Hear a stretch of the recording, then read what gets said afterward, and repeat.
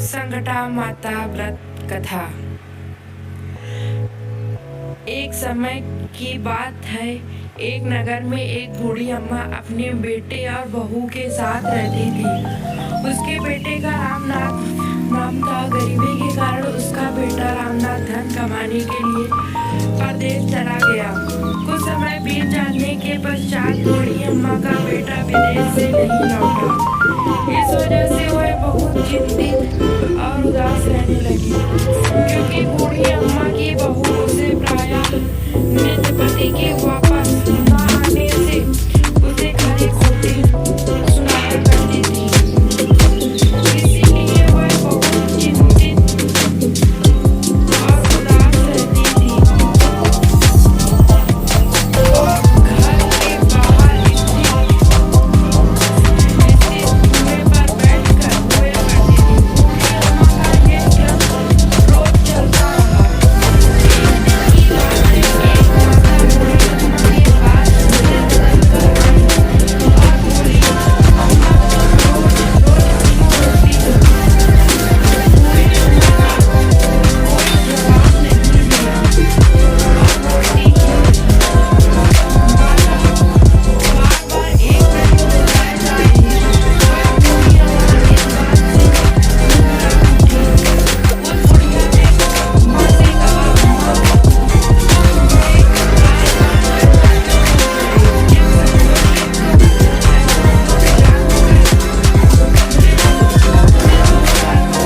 मुझे दुख होगी। बूढ़ी अम्मा की बात सुनकर माता ने उत्तर दिया, मैं अवश्य ही तुम्हारे कष्टों को दूर करने का प्रयत्न करूंगी। बूढ़ी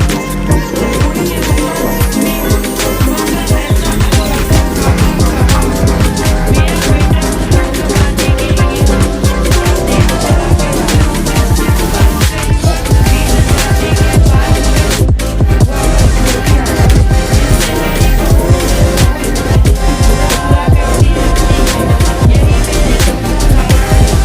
कई वर्ष बीत जाने के बाद वह वापस हो गया, जिससे मेरी बहू हुआ करती रहती है। यही मेरे दुख का कारण है। बूढ़ी अम्मा की बात सुनकर माली हमारे ध्यान की ओर से संकटा माता बोली, तुम अपना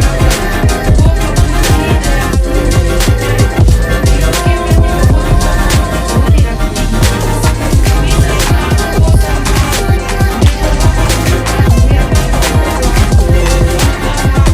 वो बहुत ही दयालु है, दुखियों के प्रति बहुत सहानुभूति रखती है। कभी संतानों को संभाल विधवा निर्धनों को और अभावों को भोजन कराती है। उनकी कृपा से सौभाग्यवती स्त्रियों को सौभाग्य वचन करता है। कुंवारी कन्याओं को अपने इच्छित वर की प्राप्ति होती है।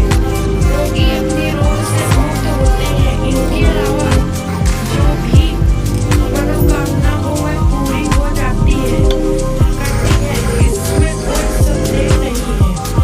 माता ने ऐसी विलक्षण बात को सुनकर बुढ़िया संकटा माता के पास गई और उनके चरणों पर गिरकर विलाप करने लगी। संकटा माता ने बड़े ही दयालु होकर बुढ़िया से पूछा, अम्मा तुम किस कारण इतने दुख से बार बार रोती रहती हो?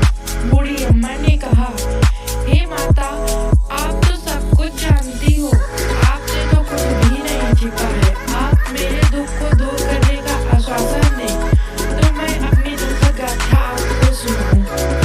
बूढ़ी अम्मा की बात सुनकर संकटा माता ने कहा, मुझे पहले अपने दुख बताओ। दुखियों का दुख करना ही मेरा काम है। संकटा माता का ऐसा कहने पर बूढ़ी अम्मा ने कहा, हे माता, मेरा लड़का परदेश चला गया है और अभी तक लौट कर नहीं आया है, जिससे मेरी बहू मुझे बुरा भला कहती है और मैं अपने पुत्र वियोग में बेचैन रहती हूँ। यही दुख का कारण है। बूढ़ी अम्मा की बात सुनकर संकटा माता ने कहा, तुम घर जाकर मनौती मांगकर विधि विधान से मेरा व्रत धारण करो। पूजा के दिन सुहागन स्त्रियों को आमंत्रित कर उन्हें भोजन कराना। ऐसा करने से तुम्हारा लड़का अवश्य ही तुम्हारे पास आ जाएगा। संकटा माता के कहे अनुसार उस बूढ़ी अम्मा ने मनौती मांगकर पूजा की और सुहागिन स्त्रियों को भोजन के लिए आमंत्रित किया। परंतु विचित्र बात यह हुई,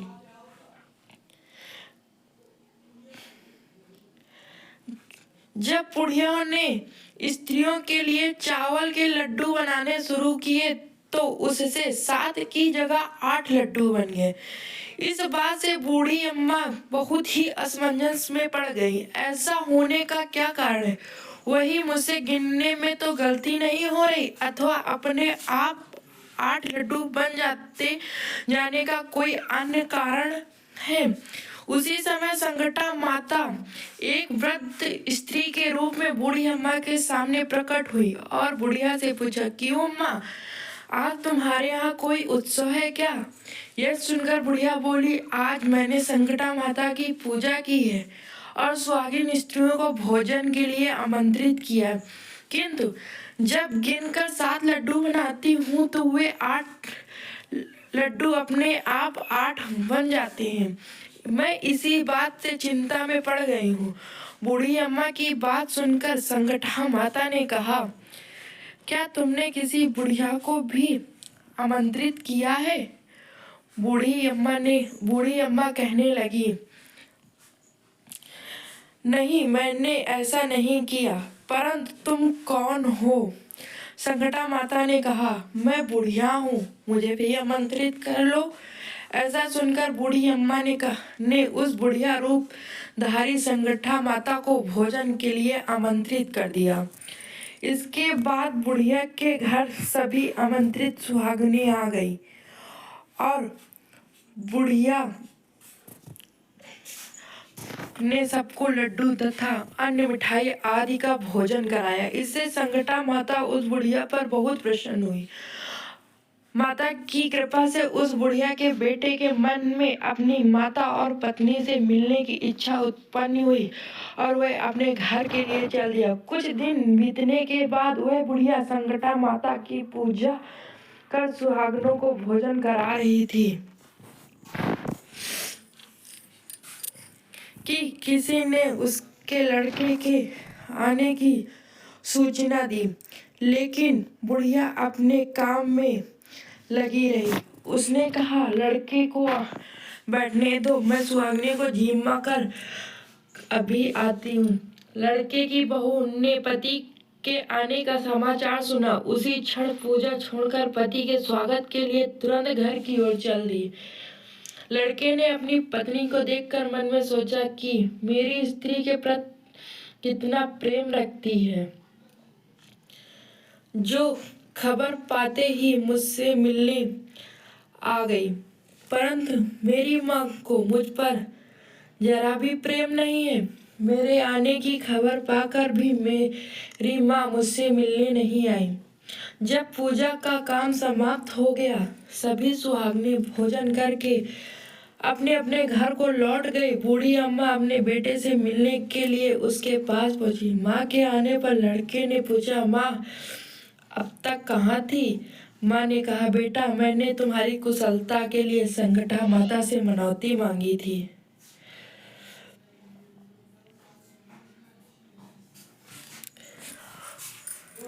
उसी को पूरा करने के लिए सुहागिनें जीमा रही थी। संगठा माता की पूजा का अपमान होने से उसका मन अपनी पत्नी से हट गया। उसने अपनी माँ से कहा, माँ, या तो मैं यहाँ रहूंगा या यह रहेगी। बुढ़िया ने कहा, बेटा, तुमने बड़ी कठिन तपस्या से पाया है, इसीलिए तुम्हें छोड़ नहीं सकती। इसीलिए चाहे बहू का त्याग भी करना पड़े और मैं कर सकती हूँ। अतः लड़के को अपनी स्त्री को घर से निकाल दिया। घर से निकलकर बहुत दुखी मन में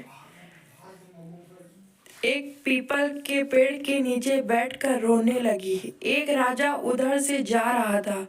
उसे देख राजा रुका और पूछा, तुम क्यों रो रही हो? तब उसने अपनी सारी व्यथा राजा को सुनाई। राजा ने कहा, आज से तुम मेरी पत्नी तुम मेरी धर्म बहन हो, इसीलिए रो मत। मैं तुम्हारे सभी कष्टों को दूर करने का प्रयास करूंगा। यह कहकर राजा उस स्त्री को अपने महल में लेकर आ गया। महल जाकर राजा ने अपनी पत्नी रानी को सारी कथा सुनाई और रानी को कहा, देखो आज ये मेरी धर्म बहन है और इसी महल में रहेगी और इसको किसी भी प्रकार का कष्ट नहीं होना चाहिए। राजा के यह यहाँ पहुंचकर कुछ दिन बाद धर्म से प्रेरित होकर रामनाथ की स्त्री ने भी संकटा माता का व्रत आरंभ कर दिया और संकटा माता के नियमित सुहागनों को भोजन कराने के लिए आमंत्रित किया। उसने रानी को भी आमंत्रित किया। जब सभी सुहागनें लड्डू खाने लगी तो रानी ने कहा, मुझे तो रबड़ी, मलाई और स्वादी मिष्ठान भी हजम होते हैं, ये पत्थर समान लड्डू कैसे हजम होंगे। ऐसी अवहेलनापूर्ण बातें कहकर रानी ने लड्डू खाने से मना कर दिया और उसकी पूजा से संकटा माता बहुत प्रसन्न हुई, जिससे वह कुछ समय बाद संकटा माता की कृपा से रामनाथ अपनी पत्नी को खोजते हुए राजा के महल में आया। वहां आकर अपनी पत्नी को संकटा माता की पूजा करते हुए देखा तो संकटा माता को हाथ जोड़कर प्रणाम किया। अपनी पत्नी से कहा, प्रिय मेरे अपराध को क्षमा करो। पत्नी से कहा, हे नाथ, यह सब प्रबंध से ही होता है, इसमें कोई दोष नहीं है। आप मेरे भगवान रूप हो, आप मेरे ही अपराध को क्षमा करें। यह कहकर दोनों ने विधि पूर्वक संकटा माता व्रत कथा सुनी। संकटा माता की पूजा को समाप्त कर सुहागिनों को जीमा करा कर दोनों पति पत्नी अपने घर की ओर प्रस्थान के लिए तैयार हुए।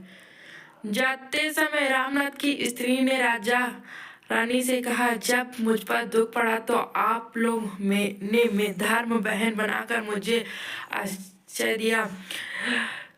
यदि आपको किसी तरह की सहायता की आवश्यकता हो तो मेरी कुटिया में निसंकोच चले आना। ऐसा कहकर दोनों पति पत्नी अपने घर चले आए। संकटा माता के प्रसाद का निरादर करने के कारण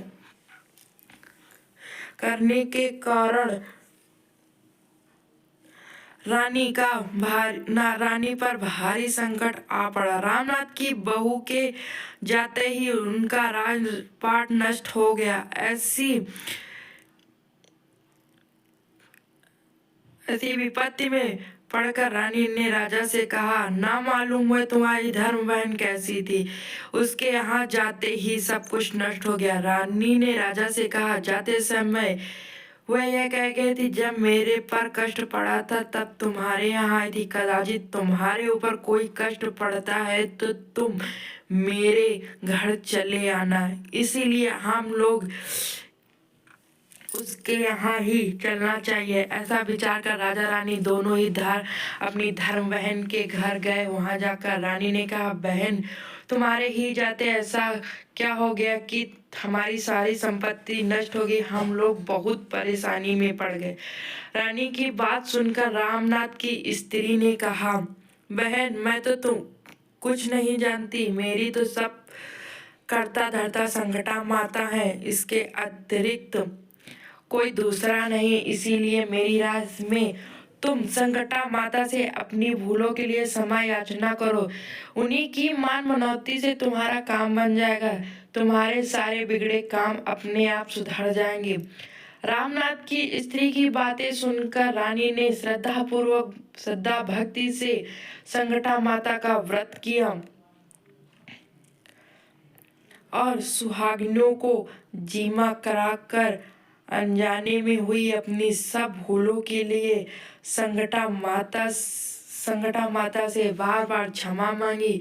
रानी के ऐसा करते ही संकटा माता प्रसन्न हो गए और रात में रानी को स्वप्न में कहा कि तुम दोनों पति पत्नी अपने महल को चले जाओ, वहां जाकर मेरी पूजा करना और नियमित सुहागनों को कराना। ऐसा करने से तुम्हारा गया हुआ राजपाट तुम्हें दोबारा वापस मिल जाएगा।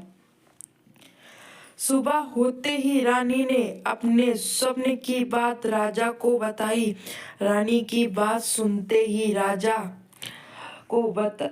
राजा उसी क्षण रानी को साथ लेकर अपने महल की ओर चल दिए। महल में आने के बाद रानी ने संकटा माता के कहे अनुसार पूर्ण भक्ति भाव से संकटा माता की पूजा की और सुहागिनियों को भोजन कराया। ऐसा करने से उनका बिगड़ा हुआ सारा समय सुधर गया और सारा राजपाट उन्हें वापस मिल गया और वह पहले की तरह राज भोगने लगे। बोलो संकटा माता की जय।